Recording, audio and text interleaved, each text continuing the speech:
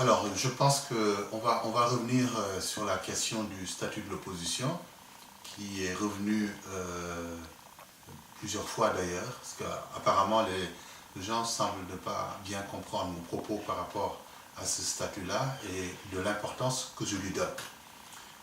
Ça a été un point aussi qui a figuré sur le projet de référendum qui a été adopté.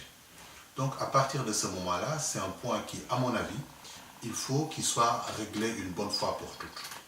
Une fois que cette question sera réglée, donc ça permettra aussi à l'État du Sénégal, notamment à son président de la République, de pouvoir avoir un interlocuteur avec qui il va pouvoir discuter des points essentiels concernant l'évolution de la vie politique au Sénégal. Je crois que pour ce qui me concerne, j'ai indiqué tout à l'heure que mon choix du leader de l'opposition, il est fondé sur les résultats électoraux. Il y a eu une élection, plusieurs candidats ont été en lice.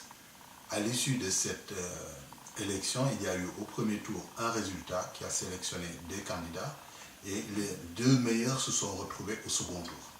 Je pense que pour faire simple, pour régler cette question du statut du leader de l'opposition, c'est pourquoi j'ai proposé, pour ce qui me concerne, que ce soit celui qui est arrivé, qui a été vaincu au deuxième tour. Ici, en l'occurrence, c'est donc à Maître Abdoulaye Wade que revient le statut de leader de l'opposition. Ça n'a rien à voir avec son ancienneté, ça n'a rien à voir avec son âge, ça n'a rien à voir avec plein d'autres considérations, mais c'est tout simplement lié au fait que, à part le président Macky Sall, c'est lui qui a engrangé le plus de suffrages qui a été valablement exprimé en sa faveur. Donc, de ce point de vue-là, il devient le leader de l'opposition. C'est plus simple à mettre en place que de choisir celui donc qui est arrivé, celui qui a été à la tête d'une coalition, qui a, à part le groupe de la majorité, que cette coalition-là a le plus d'élus. Ça me paraît plus simple à mettre en place. C'est le candidat arrivé au deuxième tour avec le président de la République pour l'élection présidentielle. Point barre, pour moi, c'est plus simple. Une fois que cette option-là est retenue, il me paraît aussi plus simple de lui conférer un rang de ministre d'État, pour plusieurs raisons. On exprime dans notre Constitution 3 pouvoirs. Le pouvoir exécutif, le pouvoir législatif et le pouvoir judiciaire. Ces 3 pouvoirs-là étant constitués, il me paraît malvenu de vouloir instaurer, il y a ce contre-pouvoir-là que l'on essaie de mettre en place, qui est le statut du leader de l'opposition, mais on ne peut pas lui conférer un rang protocolaire égal à celui de ces 3 pouvoirs-là. Donc c'est forcément quelqu'un qui va être en deçà. Il est mis en place pour permettre le dialogue politique, le rendre fluide, éviter certaines marches par exemple, désamorcer certaines situations, etc. Donc le statut de leader de l'opposition, on a réglé la question de l'origine, qui ça va être. On a dit celui qui a été battu au deuxième tour de la présidentielle. On propose que ce soit aussi quelqu'un à qui on va conférer un rang de ministre d'État. Premièrement, après les pouvoirs qui sont exprimés, le pouvoir exécutif, le pouvoir judiciaire, le pouvoir législatif, ces 3 pouvoirs-là, après ces 3 pouvoirs, et aussi après le Premier ministre. Après le Premier ministre.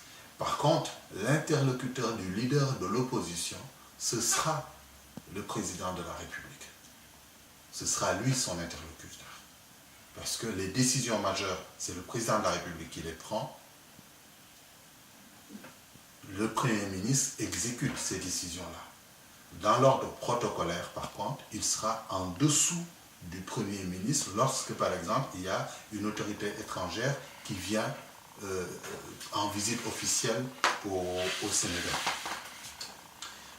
Donc, le leader de l'opposition, je suggère qu'on lui confère un rang de ministre d'État, je l'ai déjà dit, dans l'ordre protocolaire qu'il vienne après le président de la République, le président de l'Assemblée, le Conseil constitutionnel, qu'ils viennent après le président, le Premier ministre, qu'ils viennent aussi, même si on le veut,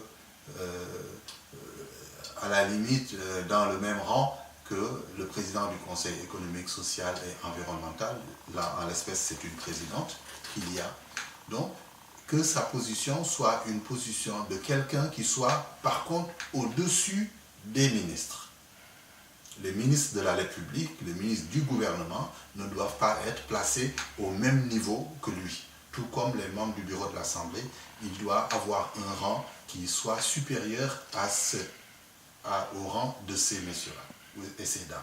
Donc, il est en deçà du Premier ministre, il est en deçà du président du Conseil constitutionnel, en deçà du président de l'Assemblée, en deçà du président de la République, mais au-dessus des membres du gouvernement. Parce que lui, au moins, il y a des chiffrages qui se sont exprimés par centaines de milliers en sa faveur, ce qui n'est pas le cas des ministres qui peuvent être nommés.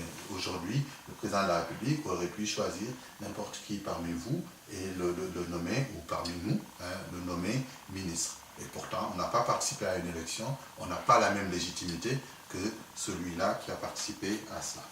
Les autres avantages, c'est que ce leader de l'opposition, il faut lui permettre d'avoir un cabinet. Mais un cabinet restreint. Un cabinet restreint. Il lui faudra, pour moi, un assistant. Il lui faudra un aide de camp. Ça, c'est le minimum. Et lui assurer aussi un chauffeur. Et par souci d'économie, parce que c'est un peu ma mission, c'est de faire une proposition et de la rendre la moins coûteuse possible. Il faudra que ce leader de l'opposition, ses collaborateurs, soient des fonctionnaires. Son assistant et son aide de camp, il les choisira parmi les fonctionnaires. Donc, tout comme son chauffeur aussi, s'il le veut. Il le choisira parmi les fonctionnaires. Donc, il ne s'agit pas de créer des postes nouveaux, mais d'affecter en fait des fonctionnaires.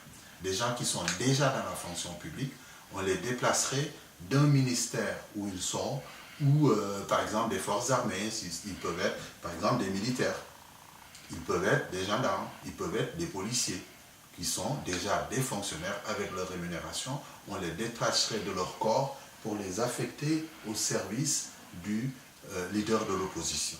Je pense qu'on peut lui accorder un cabinet restreint avec 3 collaborateurs minimum, qui pourrait être donc un assistant, un collaborateur qui jouerait donc le rôle de directeur de cabinet, de ce chef ou de chef de cabinet. Ça on lui trouvera l'appellation qu'on veut. Je pense qu'on peut le recruter dans la hiérarchie A ou B parmi les fonctionnaires en place et l'affecter à sa disposition.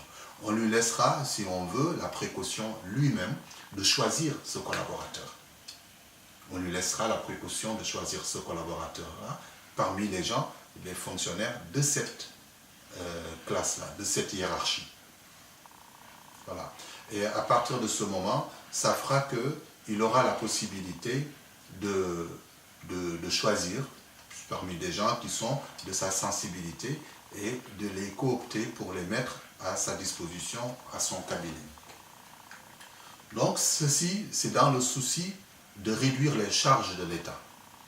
Il est hors de question pour moi qu'en dehors de la rémunération du chef de l'opposition, que l'on soit dans des dispositions où on va encore engendrer des dépenses. C'est ce qui fait que la proposition, c'est de prendre des fonctionnaires qui sont déjà en poste et de les affecter à la disposition du leader de l'opposition.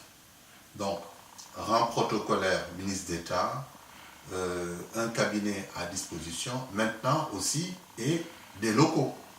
Des locaux qui vont lui servir de bureau, ou justement, à partir d'où il va exercer sa mission de leader de l'opposition. Ce local-là peut être issu du patrimoine de l'État. L'État a des locaux qui sont à sa disposition, qui lui appartiennent. C'est par exemple dans ce patrimoine-là que l'on loge les ministres, que l'on loge certains hauts fonctionnaires. Pour ce qui concerne son domicile privé, on le laisse habiter là où il habite, mais on lui octroie un bureau, un siège, un endroit où il va pouvoir exercer sa mission de leader de l'opposition. Donc, du personnel, un cabinet et d'autres éléments de confort, des outils de travail tels que par exemple lui mettre à disposition un véhicule qui peut être dans la même gamme que les véhicules affectés aux députés.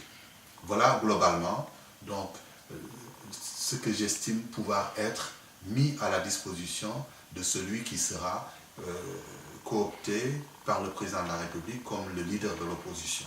La définition du grade, la définition de l'ordre protocolaire, la définition du matériel qui sera mis à sa disposition, la définition du personnel qui sera aussi affecté à lui. Et puis maintenant, le gouvernement sait combien perçoit un ministre d'État en termes d'émoluments, c'est ce qu'il faudra lui verser. Voilà globalement ce que je pouvais dire par rapport à cette question-là qui est revenue plusieurs fois et qui, à mon avis, j'ai insisté beaucoup, moi aussi, lors de la conférence, parce que ça me paraît être une disposition qui pourra atténuer, servir de tampon. À certaines époques de la vie, le leader de l'opposition pourra échanger avec le président de la République sur bien des points avant que certaines décisions puissent être prises. Il est bien entendu que son avis ne sera que consultatif. C'est un avis consultatif qu'il donne. Le président est libre de le suivre ou de ne pas le suivre. Mais il est quand même souhaité qu'il l'entende à certaines occasions avant de prendre des décisions qui seront définitives. Voilà. Voilà ce que je pouvais dire par rapport à ce point-là. Merci.